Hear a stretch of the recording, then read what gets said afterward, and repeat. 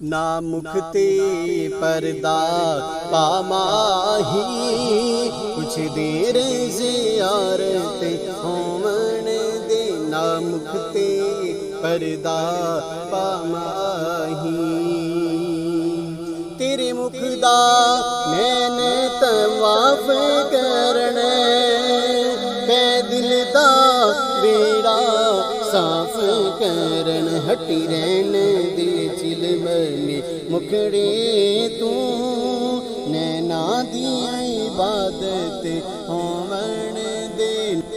और दिल निमाजिया हंस के लुट लेने, फिर मुख ते पर्दा सुट लेने।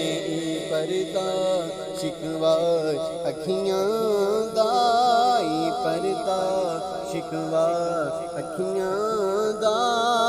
अज दूर शिकायत होवन दे, ना मुक्ति पर्दा